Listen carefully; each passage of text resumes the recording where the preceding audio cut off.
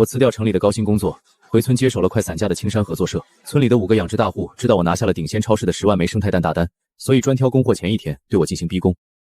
没了我们几家大户的鸡蛋，你明天连1箱合格货都凑不出来，等着赔商超违约金吧。可他们不知道的是，这个大单，我等的就是他们撂挑子。林建国，别堂里面装听不见。俺家3万2的鸡蛋款，今天必须给个说法。林大哥，俺不是逼你，俺孩子学费还没凑齐，那2800蛋款，你总得告诉俺在哪儿吧？桂兰，是我对不住你们，一句对不住顶啥用？俺们不要道歉，俺们要钱！吵啥吵？老林都这样了，你们把他吵死，钱就能回来吗？说到底，还是合作社这个窟窿太大，冷库停了，仓库空了，账上还欠60多万，老林撑不住。老林，咱俩这么多年交情，我不忍心看你被堵在医院。青山合作社的仓库、冷库，还有那块牌子都转给我，我先拿30万给大伙儿垫一部分欠款。满仓，那合作社是全村人的，全村人的东西，现在欠全村人的钱。老林，你讲理想讲了3年，乡亲们拿啥买米？对，先还钱。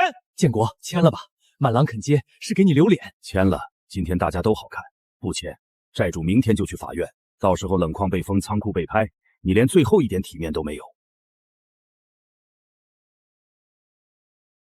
这字他不能签。小野，哟，城里的大经理回来了。爸，我回来了。你回来干啥？这事你扛不住，扛不扛得住要看账，不看谁嗓门大。你在城里管电脑，在村里管的是人，乡亲们的钱拖着，合作社的债摆着，你不签拿啥还？账本在合作社乱着呢，你刚回来也看不懂。我再说一遍，账本。同一天同一辆车跑了3趟县城冷链，每趟8000。那时候油贵，路也不好走，包装箱采购价比市场价高3倍。收款公司叫满星包装，法人姓刘。满星那不是刘满仓小舅子的厂吗？林爷，账上的事你少乱扣帽子。现在问题不是旧账，是大家要钱。对，从今天起，合作社的账我重新查，该还乡亲的1分不少，该吐出来的也一得别想藏。说的好听，你拿啥还？靠你那个行李箱吗？林总，你上次提的青山生态蛋，顶先可以给1次施工机会，总单10万枚，3天后先交首批2万枚，标准我发你，能接吗？3天2万枚，就青山合作社现在这破样子，20筐都凑不齐。这单我接，3天后，青山合作照交第1批货，货款到账，先还3户欠款。要是交不上呢？交不上，违约金能压死你林家。交不上我认，但这3天里，谁再逼我爸签字，谁再动合作社仓库和冷库，我先查谁。各位乡亲，欠你们的钱我林也认，但青山合作社不卖，这笔账也不会糊里糊涂算。去通知那几家大户，他不是3天要2万枚吗？我倒要看看，没我的蛋，他拿什么交货？野哥，是刘满仓他们来了。小野，满仓他们也是为了合作社好，10万枚总单不是小事，大家坐下谈，总比闹僵强。林野，白天在医院你话说的挺硬，可硬话不能当鸡蛋卖。明天一早开收，你拿啥交货？按合作社收购价供货，合格1枚收1枚。听听，城里回来的就是会装。我们几家的蛋占青石村1大半，你一句按价收，就想让我们给你卖命？林野，咱们明人不说暗话，顶先这10万枚订单利润不低吧？你想要什么？第一，这单利润我们5家抽40%。第二，包装箱、运输车、冷库电费都用我小舅子的公司结。第三，以后合作社收蛋价格得由我们大户会点头。40%利润，那散户欠款还咋还？小户能凑几个蛋？没我们几家，林野明天连10筐都凑不上。小野，先保订单要紧，利润少一点，总比违约赔钱强。你爸当年就是不懂这个理，才把合作社办成烂摊子。你年轻，我给你留条路，答应了，明天5家大户的蛋全进仓，顶先的违约金，你们林家卖房都赔不起。40%利润全定价权。刘满仓，你这是供货还是抢合作社？话别说那么难听，青石村的蛋谁能卖出去，卖给谁，卖多少钱，过去一直是我说了算。你刚回来，不懂规矩，我可以教你。但在车上却不往里搬，看来你们不是来供货的，是来逼盘的。逼你又咋样？没我们的蛋，你那个首批2万枚就是笑话。野哥，不能答应啊！你懂什么？真违约了，谁赔？签了，明早准时开收；不签，我现在就让他们把蛋拉回去。钱1分不少，蛋1枚不要。你什么意思？从今晚开始，青山合作社解除和你们5家的供货合作，以后你们的蛋不进青山合作社的仓。林爷，你疯了！没了我们，你明天拿啥交货？青石村不缺鸡蛋，缺的是不被你们卡脖子的规矩。你以为那群散户能帮你？哼，大小不一，脏的脏，劣的劣，商超看一眼就给你退回来，那是我的事。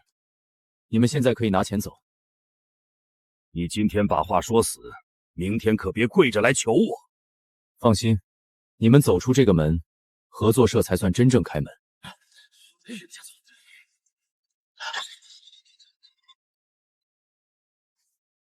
林爷，你真把他们赶走了？明天就要收蛋，你到哪儿凑首批2万枚？完了，完了，这下合作社真完了。野哥，现在咋办？通知全村散户，明早6点，青山合作会重新开门收蛋，合格1枚收1枚，当天结钱。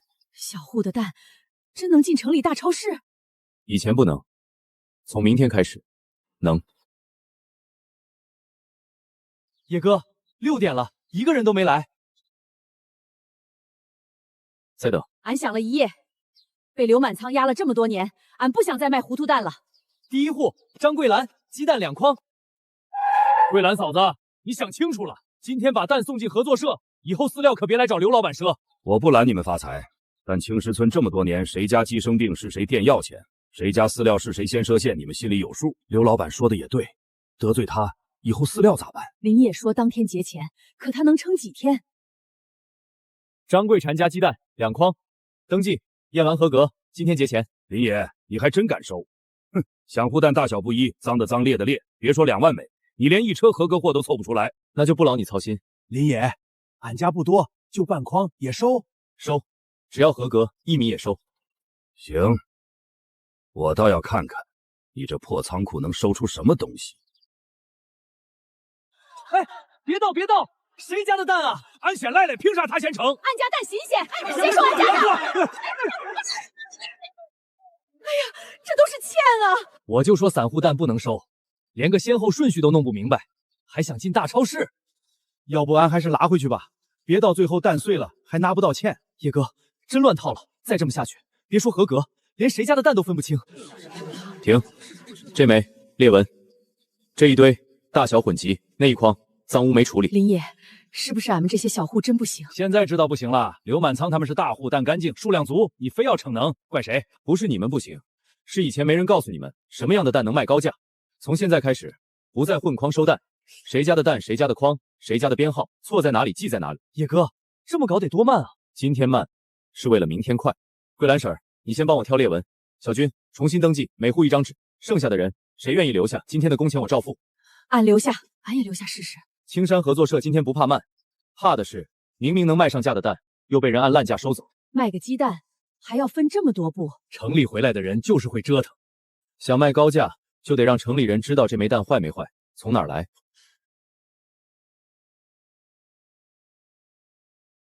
第一步，验装。桂兰婶儿，你只看裂纹，别的不用管。第2步，擦脏污，不准泡水。第3步，称重。小军，你记筐号和重量。野哥，我怕记错，每户1张表，错了就停。这不像卖鸡蛋，倒像厂里干活。对，从今天起，按厂里的规矩收蛋。停！这筐是谁家的？俺家的。你咋写成张桂兰家的了？这就是林厂长的高招，越分越乱。这么慢，俺还不如卖给刘满仓。野哥，我不是故意的。我知道。以后鸡蛋只能往前传，不能往回拿。你不再记人名，只记筐号。只记筐号，人会乱，号不会乱。那俺只管看裂纹。对，每个人只做一道事，做对就行。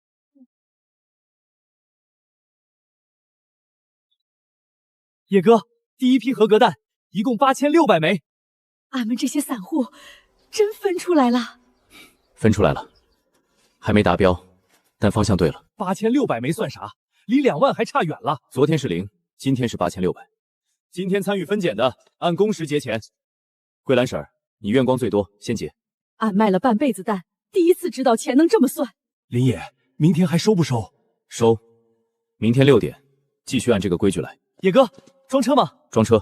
今晚送去县城冷藏点，明早进顶鲜仓，让刘满仓知道，他卡不住青山村的蛋。 8600枚也好意思显摆？顶仙要的是首批2万枚，不是你们凑热闹的半车蛋。林爷，今天要是凑不够，昨天那些工钱可就白花了。也是2万枚呢，还差一大截。可昨天那些蛋是真分出来了。分出来有啥用？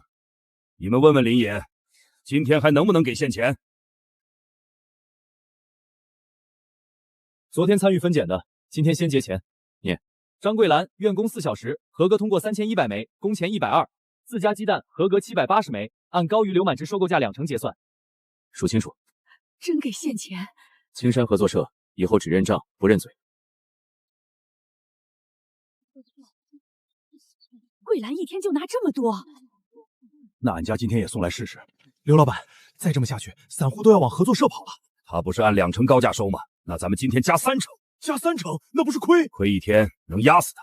等他凑不够首批2万枚，顶仙一退单，青山合作社还是得跪回来。今天谁把蛋卖给我，现金结，价格比合作社再高1毛，卖给林野的，以后饲料要钱别来找我。他给的是今天高1毛，林野给的是一笔明白账。让他抢，今天谁卖给谁，明天账上记。今天刘老板现金收蛋比合作社每枚高1毛，1枚多1毛，一筐就多几十块呢。林野说年底分红，那都是以后的事儿，哪有现钱踏实？桂兰，你也卖给刘老板吧，现钱不比啥都强。可昨天合作社账算得清清楚楚。桂兰，账清不清没用，钱到手才是真的。你今天还往合作社送，以后饲料要钱，可别怪我不识。野哥，一上午少了10几户，刘满仓加价抢，咱要不要也加？不加。为啥？再抢下去，首批2万枚真凑不齐。从今天起，稳定供货户可以登记会员。第一，饲料统一团购比镇上低；第二，防疫药按成本价供应；第三，订单完成后按合格数量参与分红。分红是啥意思？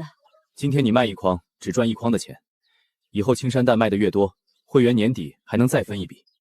刘满仓给的是今天多1毛，咱给的是以后不断钱。对，俺登记会员，刘满仓多给1毛，可他过去拖俺3个月账。林野昨天给的是明白钱，俺信明白账。俺也登记。行，你们都信他，等他交不上首批2万枚，我看你们找谁哭。小军，继续收。今天不跟他抢价，抢人心。刘老板，今天还是老价给你装车。我的照装，但青石村那些登记合作的会员，一袋都不许赊。村里小户一直赊着拿，突然断了，怕是要闹。他们不是信林野吗？让他们找林野喂鸡去。鸡1天不断粮还行，2天不喂，蛋量就掉。到时候别说首批2万枚，半车都凑不够。林野，镇上饲料店不给赊了。俺家鸡粮只够今晚，再断1天，明天就没蛋了。刘满仓这是想卡死咱们。林野，俺们登记会员是信你，可鸡不能饿着等分红啊。会员供货户，我说过管饲料，就一定管。可镇上不给货，咱去哪儿弄？外线。陈厂长，我要3吨蛋鸡饲料，今晚前送到青石村。你那边量小，运费不低。后面每周固定要货，首车我付现款，价格按直供价走。行，下午发车。叶哥，直供价比镇上还低8块，真比刘满仓那边便宜。会员户按成本价领，以后饲料账也贴在墙上。刘老板，散户要是不缺饲料，就更不怕咱了。他哪来的路子？刘老板，以后俺家的鸡不吃赊来的高价粮了。小军，记账。明天的合格蛋必须凑够首批2万枚。野哥，合格蛋19600枚了，还差400枚。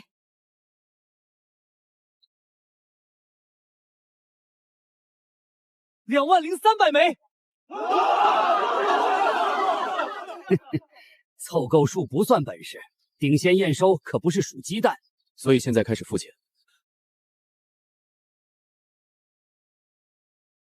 这箱是谁贴的码？我贴的。筐号是7号，系统里却录成9号。野哥，我昨晚太困，可能看差了，这要是送到顶仙，人家整车都能退。那咋办？重新贴？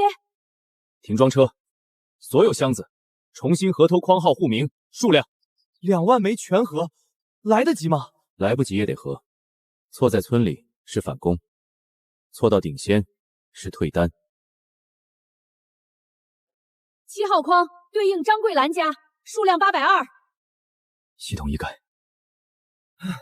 2万只，核完了，装车。林野，这回能过吗？能不能过，不看咱们说。明天到顶仙仓配中心见真章。野哥，这地方咋跟医院似的？少说话，看流程。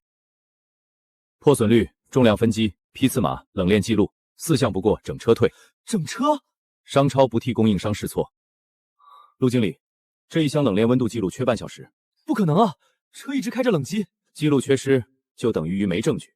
这批货按规定可以拒收。野哥，2万枚啊！要是退回去就完了。车在温空仪有本地存储吗？有是有，但我不会导。钥匙。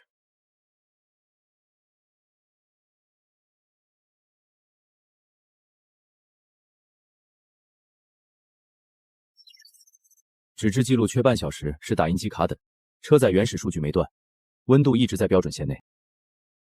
温度合格。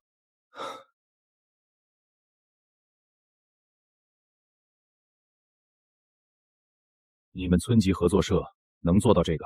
刚开始还不够稳，知道不稳还敢接10万枚总单，不接，青石村的蛋永远只能被人压价。首批2万枚，压线通过，明天上3家门店试卖。过了，真过了！别高兴太早，下批再缺记录，我不会给第2次机会，不会有第2次。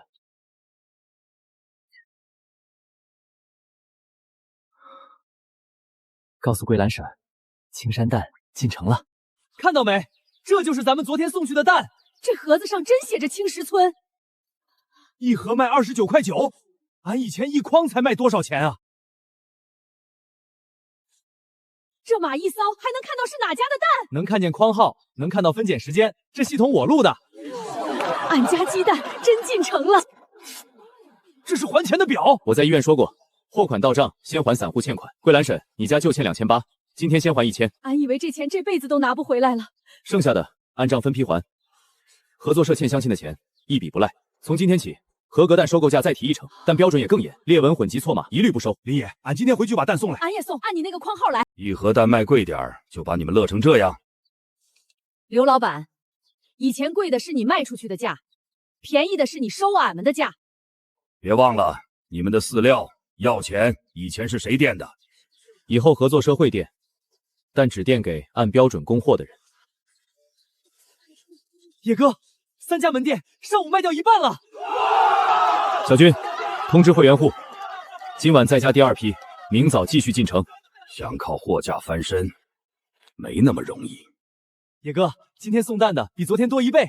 俺刚才还看见隔壁村的人也来问能不能入社。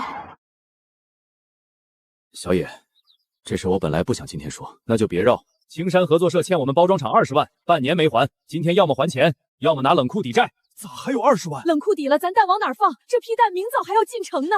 我早说过，合作社的窟窿没那么容易填，你们跟着他折腾，最后还是要赔进去。小野，签个延期也行，只要把冷矿暂时交给他们看管，他就不闹。冷库给他们看管，那不就是停摆吗？我不管你们送不送货，欠债还钱，天经地义。欠债可以还，但这笔债得先查清楚是不是真的。林野，账不是你说查就能查没的。满星包装厂，对，白纸黑字，赖不掉。查工商信息。好，野哥，这厂去年就注销了。注销了？可这份协议的日期是上个月。那是补签的。补签可以，但这上面的公章是注销后才盖的。这账是以前留下来的，我也记不清。记不清就报警查。林野，你别把事情闹大。怕闹大的不该是我。今天所有蛋照常入库，冷库谁也动不了。入库，俺信明白账。要是真欠债，为啥厂都注销了还来要钱？这账不查清，谁心里都不踏实。协议留下，账没查清之前，谁也别想把证据拿走。把满恩包装的流水查出来，这笔旧账可能不是欠债，是有人从合作社吸血。野哥，查到了，满星包装厂去年6月就注销了，可合作社去年9月、11月还给他转过2笔包装款。厂都没了，还能收钱？不能。这2笔钱是谁经手的？账太久了，我哪记得清？林野，合作社以前乱成啥样，你又不是不知道，现在翻旧账有意思吗？有，因为这笔钱是从小户鸡蛋款里扣出去的。啥意思？俺们没拿到的钱进了这个空壳厂？至少有一部分。同一批包装箱，合作社付过1次款，3个月后又以补货为名付了第2次，重复报销。那都是林建国签过字的，你爸当年是负责人，字在这儿呢。周贵，包装款你先核一遍，没见识货的不能打款。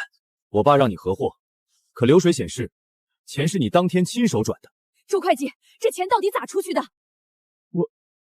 我也是按流程办。谁让你办？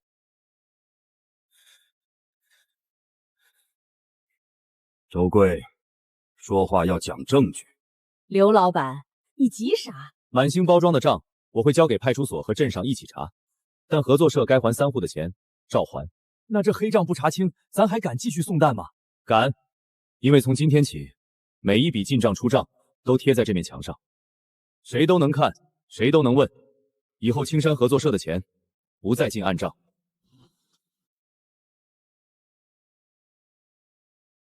盯住周贵，他背后还有人。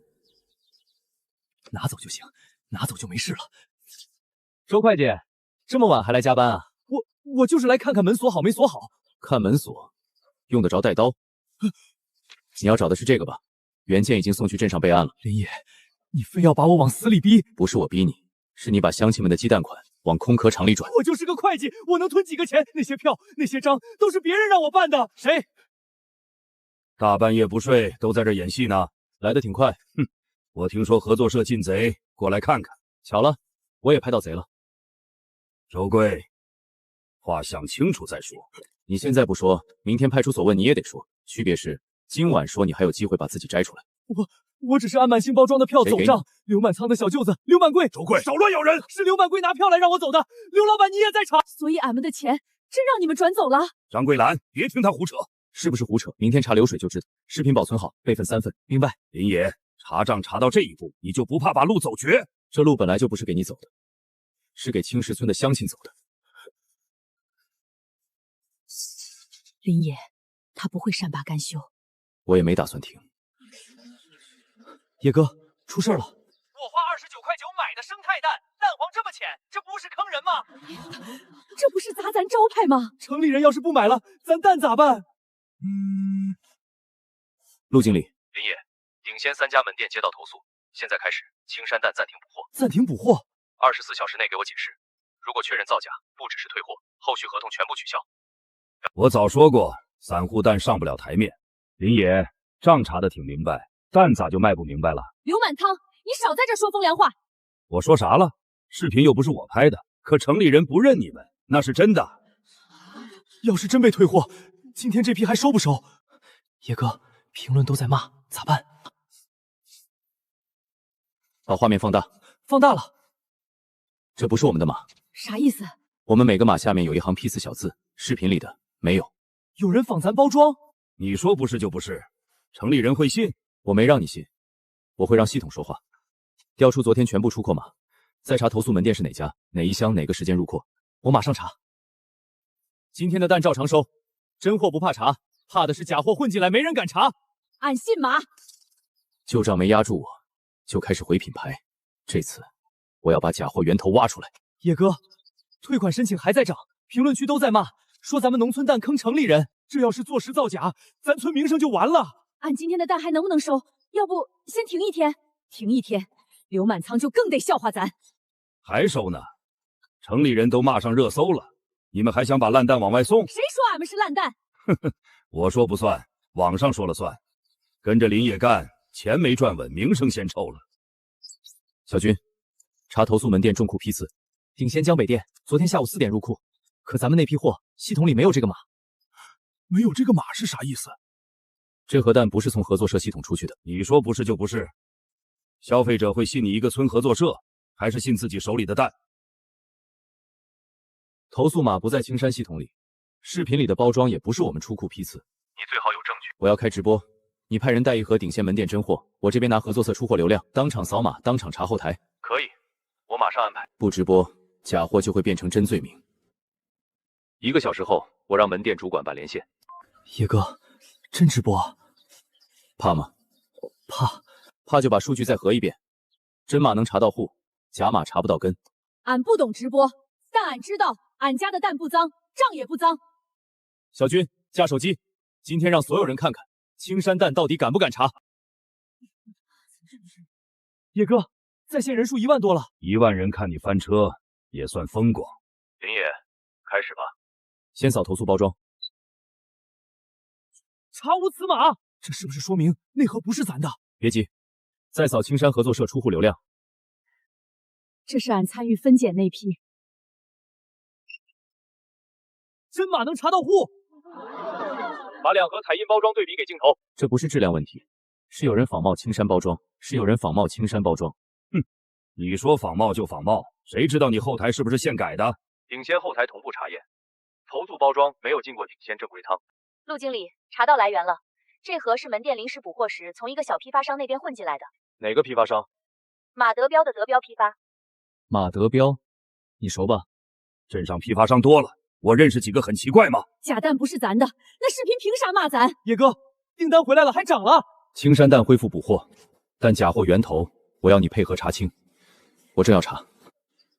刘满仓，旧账还没清，假货又出来了，你最好祈祷这2件事都和你没关系。野哥，马德标这是明着抢生意。半价，他不赔钱吗？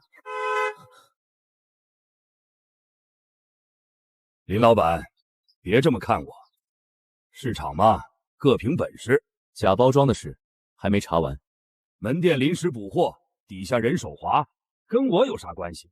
现在我卖半价，消费者愿意买便宜的，你拦不住。林爷，你那套码啊标啊听着高级，可老百姓买鸡蛋先看价格。县城2个小超市退订了，说德标批发便宜1半，他们先拿那边的货。那咱是不是也降价？不降价，蛋卖不出去咋办？林野，咱好不容易才卖进城，不能降。为啥？少赚点总比被抢光强。我们一降，分拣工钱、冷链、饲料、防疫全都得砍，最后又会变成低价混筐，回到刘满仓那套。说到底，还是不敢打价格战。我是不打烂价战。小军，联系江城企业客户，把青山蛋的溯源、检测、冷链资料打包发过去。不卖小超市了。小超市要低价，企业早餐要稳定。我们的蛋不卖给只看便宜的人。装什么高端？鸡蛋还能卖出花来？能不能卖出花，明天看订单。俺听你的，咱不把好蛋卖成烂价。今天照常收蛋，价格不降，标准也不降。林总，我们公司早餐每天要用2000枚鸡蛋，价格当然重要，但稳定和安全更重要。姐，我们青山蛋都能扫码。这个不错。这就啥也看不见了。看不见来源，就只能看价格。便宜的这盒批次和储地都没有。没有。林老板，卖个鸡蛋还开视频会？你以为企业是傻子，会买贵的？我们公司最怕食品安全投诉，便宜1毛，出一次事儿赔的不是1毛。我们可以每天固定配送，每批次流量，每箱都能追溯。如果破损率超过约定，合作社自己承担。先试定3000枚，明早送到江城总部食堂。3000枚，试用合格，后面按周签。这不就把小超市退的补回来了？还不够，但这是新路。 3000枚算啥？我半价一天能铺1万枚。你铺的是便宜货，我卖的是能追责的早餐蛋。野哥，我现在就排明早配送。排，今晚分拣企业批次，单独贴码，单独流量。哼，我倒要看看你明早送不送得到。小军，明早配送车提前半小时检查，有人要动手了。野哥，江城总部食堂8点半收货，咱7点前必须出发。先查车，昨晚刚开回来，能有啥问题？查。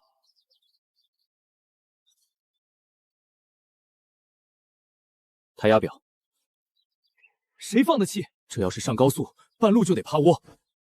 这是要让咱送不到啊！马德彪昨晚刚说送不到，今天车就坏。哟，林老板，车坏了，企业食堂可不等人。我早说了，生意不是会说几句漂亮话就能做。这咋办？鸡蛋送不到，企业单是不是黄了？这可是咱第一笔团购单。昨晚我让你找的备用车呢？村小学食堂那辆已经借到了。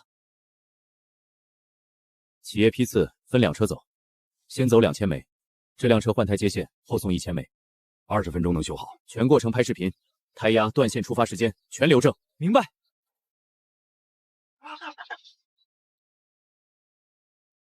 你还真准备了后手。做供应链最怕把命交给一辆车，也最怕有人手不干净。没证据的话，少乱说。证据会有。野哥，2辆车都在路上。告诉企业行政，青山蛋准点送达。可千万别再出岔子。第1辆到企业门口了。第1车2000枚，准点到，外箱完好，冷链记录完整。才到1车，还有1车呢。第2车也到了，3000枚全部验收，员工早餐试用反馈不错，蛋腥味轻，破损率也低。后续按周供，可以做到每天固定批次。那就先签1周，每天3000枚，连续7天。1天3000，7天就是2万1，这比小超市退的还多。一个企业单而已，能撑多久？能撑多久看品质，不是看谁半夜割线。野哥，监控修出来了。这不是马德彪车队的司机吗？胡说！戴个帽子就说是我的人，帽子认不出，车牌认得到吧？你们卖不过就来毁车？我不知道，地下司机干啥？我哪管得住？这话留着跟派出所说。刘满仓，假包装来自德彪批发，割线的车也来自德彪批发。你和马德彪到底只是认识，还是一起做局？林总，看来你们不只会卖蛋，也守得住供应链。听见了吗？青山合作社第1笔企业周单成了。野哥，冷库快塞不下了，再接2天单，咱连转身的地方都没。机器也不够，人再多手也忙不过来，所以要扩冷去，买分级机。昨晚提交的授信申请资料都备好了吗？订单、流水、还款表都在，就等银行来人。谢农商行，秦岚，你昨天提交的授信申请，我来做尽调。野哥，贷款的来了。不是贷款，是合作社往前走的腿。顶先回款、企业早餐周合同、饲料成本、散户还款全贴出来了，每天更新，谁都能看。秦经理，你可别被他这面墙骗了。青山合作社旧账没清，欠债没还清，昨天还牵出空壳包装厂，这种烂摊子，你们银行敢给他钱？刘满仓，你少搅和。我搅和，银行的钱也是钱，他拿去填旧窟窿，最后谁还？旧账风险你怎么解释？不回避，满星包装的旧账已经送镇上备案，相关流水也在查。这是顶先验收单，这是企业早餐周单合同，这是散户还款表和当天流水。现金流是真的。几张单子能说明啥？农民合作社今天火，明天就散。以前会散，是因为账不清，现在每一枚蛋能追到户，每一笔钱能追到人。我要看3个月还款能力，可我们才刚起步，所以不能直接批大额。但你们有订单，有现金流，也有公开账，我可以给你一次路演机会，讲清成员结构、供货稳定性、坏损率和旧账处理方案。什么时候？明天上午会议室。举报我会记录，但银行看证据，也看现金流。小军，今晚把所有数据整理出来，明天咱们让银行看看，青石村的蛋不只是能卖，还能撑起一个产业。林爷，合作社授信不是看故事，你要证明这钱放出去收得回来。我讲3件事：订单、现金流、供货稳定性。顶先首批2万枚已通过验收，企业早餐周单每天3000枚，连续7天。坏损率呢？第1天分拣坏损率12%，现在降到3.8%。下降这么快？不是人突然变熟练，是流程拆开了，验光、擦拭、称重、分级、贴码、装箱，每个人只做1道工序。目前会员供货户43户，最大单户占比不到7%。听着好听，可散户今天有蛋，明天未必有，哪有大户稳？大户稳，开工前夜你带5家大户断供，差点卡死合作社。散户分散，单户调量不会断整条链，真正危险的是把命门交给几家大户。这个逻辑成立。旧账呢？满星包装的风险没清，旧账单独列为风险项，授信资金只用于冷库扩容和分级设备，不进旧账账户。资金闭环，风险可控，那散户要是退社呢？会员章程里写清楚，供货自由，分红按贡献，退出前结清质量责任。先批流动授信20万，设备贷款等你们完成成员血缘后再谈。批了，只是第一步，银行给的是机会，不是护身符。够了，有这一步，青山合作社就能把冷链跑起来。至于举报材料涉及旧账部分，我们会等镇上调查结果。野哥，咱真能买设备了。先把钱用在刀刃上。下一步，成员确权。今天这会就说一件事儿，青山合作社成员确权。确权是不是签了就不能退？俺就几百只鸡，跟大户咋比？确权分3类：供货积分、劳动积分、资金积分。谁交合格单，谁参与分红。不是谁家鸡多谁说了算，是谁贡献清楚，谁分得明白。说得好听，签了章程，你们的蛋以后是不是只能卖给林野？今天让你们按手印，明天就能扣你们钱。说是分红，谁知道年底还有没有钱？这话也不是没道理。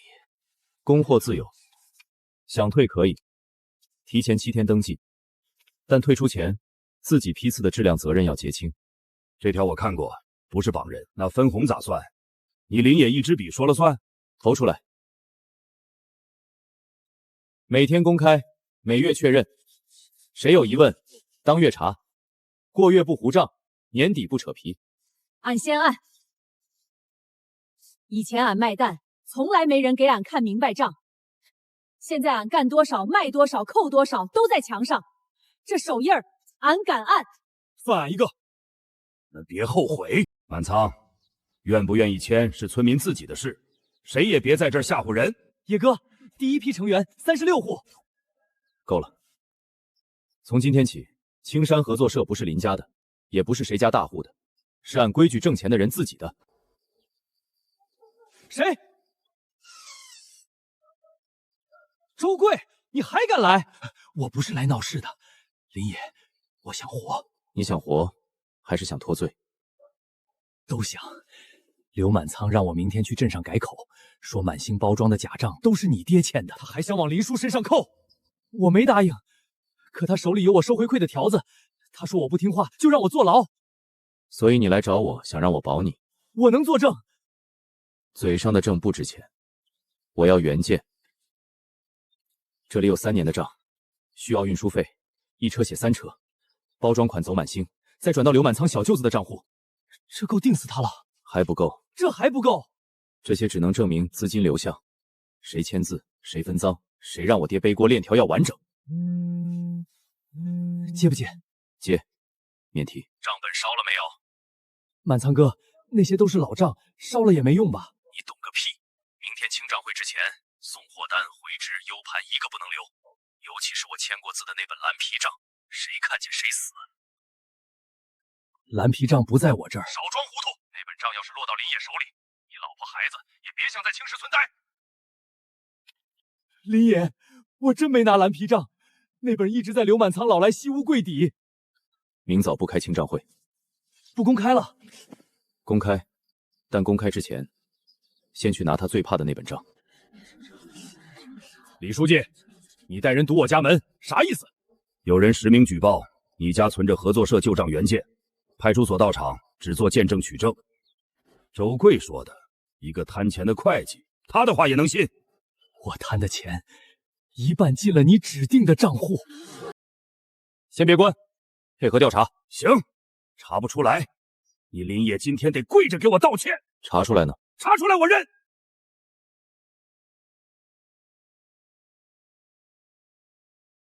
就在这儿。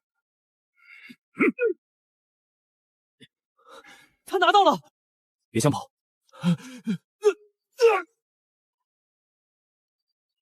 这是我家的私人物品。私人物品？这上面写的是青山合作社包装款。运输费1车3报，不是3报，旺季最多报过5车。怪不得俺们单价一年比一年低。俺家2000块尾款就是这么没的。你们懂啥？合作社没我撑着早散了。撑着？你是撑着账本，不让大家看见你怎么吃肉。那是周贵伪造的。我伪造不了你的私章。也伪造不了你每次分账的录音。账本、回执、录音，全交给你们。今天上午，村委会公开清账。俺要去，一笔算清楚。林野，你以为一本账就能赢？不是一本账，是你欠全村人的账，今天该还了。今天公开清账，涉及违法的交派出所，涉及村民欠款的当场说清。第一笔，去年秋季包装款，实际支出2万1，账上报了4万8，多出来的钱去哪儿了？走满星包装，再转出去。第二笔，运输费，1辆车跑1趟，账上写3趟，忘记最多5趟。账是周贵做的，别全往我身上扣。转入账户，是你小舅子名下，审批签字是你的名字。林爷，俺不懂这些大账，俺就问一句，俺家剩下那1800还能不能回来？能。上次先还你1000，今天补清剩下的1800，其他散户就尾款，今天先还第一期30%。拿银行的钱还？不是，银行授信只进设备和周转账户，不能填旧账。今天还的钱来自顶先回款和企业订单利润，追回来的赃款到账后，优先补清剩余尾款。够了，俺家孩子学费又着落了。你们高兴早了，你把青石村的蛋价抬起来，外村早看不顺眼。谁不顺眼，让他按规矩来。野哥，白石村合作社把顶仙新店的报价砍了20%，还说3天后要跟咱们同台验货。清旧账只是第一步，从今天起，青山蛋要跟外面的人打了。3天里，陈大和加价抢走了周边10几户，要不是张桂莲他们按章程供货，今天咱真凑不齐。所以今天不是比谁喊价高，是比谁的货稳，谁的规矩留得住人。林爷，你们青山蛋卖的贵，真当城里人都是冤大头？你抢了3天蛋源，也该把货拿出来看看。哼，卖鸡蛋整这些花架子，我白石蛋比你便宜2成，个头还大。所以今天同台验货，谁稳定谁上架。表层这一项不错，看到没？便宜不等于差。抽底箱，验货哪有专挑底箱的？顾客买到的不一定是最上面那箱，抽底箱。运输压的正常损耗，这不是压出来的，这是没分级就混装。同箱重量差超过标准，追溯码呢？都是白石村农户的蛋，一张大票就够了。出了问题，追到哪家？农村收蛋哪有那么细？顶仙会员店要的就是这么细。张桂兰户昨天上午入库，燕丰园王春花冷链车2号，重量变动在标准内，没有裂纹。青山这批稳定，稳定是稳定，可你贵呀，贵得上零售价。小规格合格蛋，我们单独走早餐档，价格低，标准不降，分级奉货。不是所有蛋都卖一个价，但每一枚蛋都要知道从哪儿来。顶仙新店青山蛋施工3天，白石可以重新送检，但必须按追溯标准来。行，3天就3天，别跟他拼验货了，盯着青山送货，晚1车短1箱，我就让顶仙退单。野哥，他要盯咱施工，让他盯。3天里1车不晚，1箱不少。野哥，陈大河的人真来了，从咱开库就开始拍。让他拍，每箱先扫码，再上车，报数要喊出来。1号箱封签完整，1号入车。我搭把手，都是干活的。不用，怕你们装不完嘛。青山的货，青山的人碰。不对，37号扫过了，可车上没显示入位，是不是漏班了？谁干的？我啥也没碰。你碰没碰？监控会说主话。37号作废，换备用箱，重新扫码。备用箱入车，封签号101。林野，有人举报你第1车短1箱，还说封签被拆。他们倒打一耙。陆总，我现在发你4份东西，装车全程视频、箱码清单、作废封签照片。收到，到店还要逐箱验收，别给人留口子。明白。唉，差一点就让他咬住了。不是差一点，是他已经开始急了。林总，村口小桥被一辆货车横着堵了。别动货，带上备用路线图，咱们去村口。9点验收，现在绕大路肯定来不及。车坏了，修车师傅中午才到。你早不坏晚不坏，偏偏堵咱送货的时候坏。路是你家的？李书记，报警备案。我已经打了电话。野哥，备案也来不及送货啊。大车不走桥，退回50米，从老窑厂机耕道走。林总，那路窄，大车过不去。所以大车只走到卫生院口。你昨晚联系的2台小冷车呢？在卫生院后门等着。这个前锋不到卫生院不拆，到卫生院口监控下换车，温度记录不断，香码重新扫码。这么折腾，顶仙能认？我让他们现场认。又出事了，村口桥被堵，我启用费用接界，全程录像，温度记录不断。我只看结果。9点前到店，逐项验收。会到。林野，他在拍。让他拍，我们也拍，镜头对着温度屏和前锋。左边再慢点。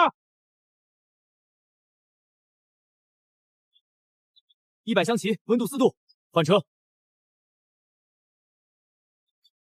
林总到了，8点56，顶先开始验收。100香旗，温度合格，但网上已经有人发视频，说你们半路倒货，冷链断了。他们剪了视频？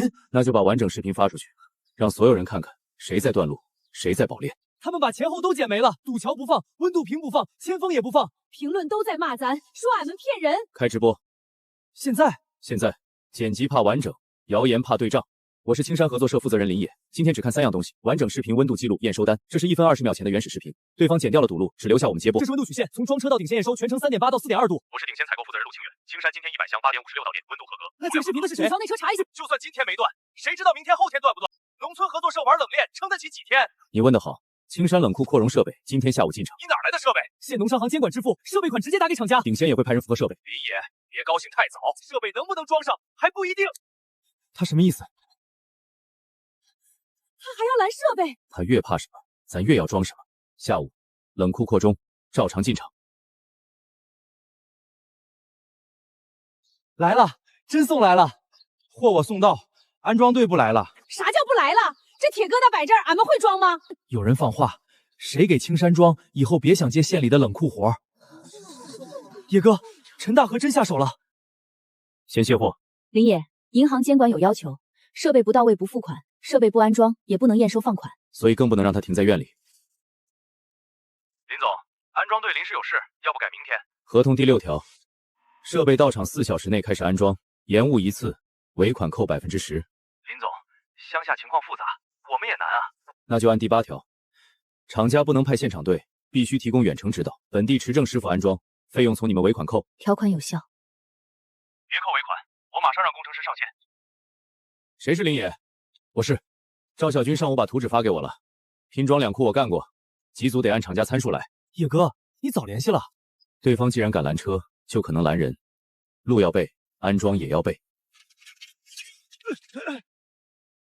左板对草，别硬砸。俺来扶。机组编号对上，银行验收表同步录入。设备、编号、安装影像都能进监管资料。不行，又咋了？你们现在这条线带不动新机组，硬开机，轻则跳闸，重则烧压缩机。增容要排队，最快也得1周。1周？顶先施工才3天啊！排队可以，但今晚必须让这台机组安全转起来。我再说一遍，不能硬接。这线一烧，冷库和鸡蛋全完。那今晚咋办？明早第2车还要出。村委就粮仓有一路闲置3项电，单独装表，单独漏保，只带冷库，不能私接别的。村委同意临时借用，责任写清，谁也别乱动。有备案，有独立表，银行验收也能认。按规矩来，大家只搬向早，接电只让师傅碰。临时电表编号拍清楚了，开嘎前所有人退到线外。先起风机，稳住。压缩机启动。动了。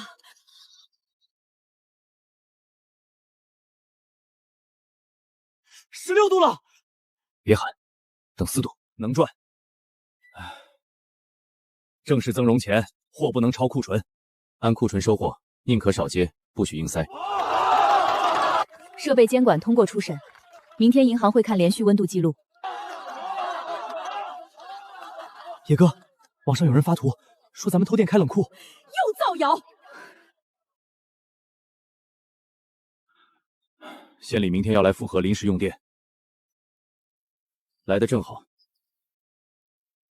这一次，让他们连电表一起查。大家都看看，一个村合作社半夜拉线开冷库，这叫合规？你少血口喷人！让他说，今天就是来查的。临时保供申请，村委盖章。独立电表编号和现场一致，漏电保护正常，未发现私接线路。那昨晚网上照片怎么解释？线明明从旧粮仓拉出来。旧粮仓是村委资产，临时借用手续在这儿，电费单独结算。银行监管资料也已同步，这不叫偷电，叫备案用电。举报了半天，举报了个合规，这脸打得响。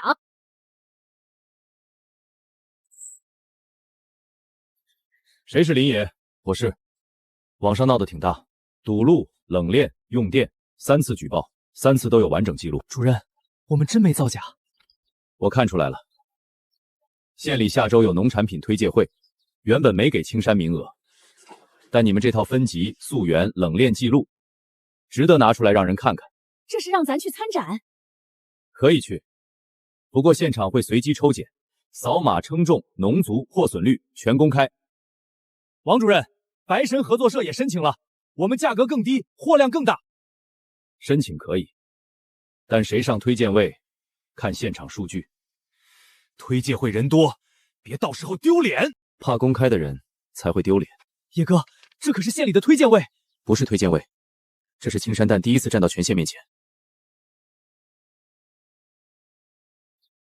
准备白石那批特级蛋，推介会上，我要让青山连台都下不来。林野，看清楚，这才叫特级蛋，个头大，价格还低，好不好？不是看篮子里这几个。哼，你急什么？怕了？今天现场公开抽检，扫码、称重、照灯、破损率，一项项来。先捡我的，这批特级蛋随便捡，不捡篮子里的。展台样品能提前挑，要捡就随机抽后备货。商超验货也是抽后备箱，按随机抽。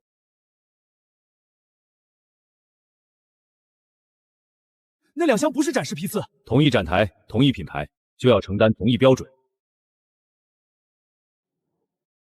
按列3枚，重量差超标，这也叫特级？运输颠的，农村路不好走。那扫码看看，一码多箱，追溯关系混乱。陈大河，解释。系统刚上，录错了。录错一次叫失误，2箱都错，就叫没有标准。德标批发仓，你不是说全是白石农户直供？我只是临时调货，货是真的，包装是白石的，有啥问题？那你凭啥说俺们青山只会包装骗人？王主任，青山2箱追溯一致，重量分级稳定，未见案列。白石展品暂停推荐，追溯问题移交核查。青山合作社进入县域推荐名单。德标仓库的货是谁让你贴白石包装的？林野，你别逼我！你们逼青山的时候可没手软。马德崩，货在他城南仓，包装视频举报都是他安排的。那就查仓。王主任，都是正常库存，没必要闹这么大吧？有人现场指证你冒用包装，扰乱推介会，依法检查。就是这个码，上次投诉假青山蛋用的就是这批。无效码，和顶仙投诉件同源。包装厂流出来的东西，凭啥算我头上？马总，别让我一个人扛！白源那批特级蛋就是你让人从这儿装走的！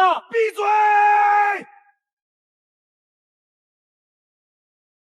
冷链断了的视频，偷电举报，堵桥车号。你不是卖鸡蛋，你是卖脏水。林野，农村生意本来就这么玩，你非要立规矩，就别怪别人掀桌子。俺们靠鸡一天下几个蛋挣饭吃，不是给你糟蹋的。仓库封存，假包装恶意举报，连同刘满成旧账案一并移交。你赢不了一辈子。我不用赢一辈子，我只要每一批货都经得起查。青山蛋县域品牌示范点今天挂牌，接下来标准机封和冷链中心会作为试点推广。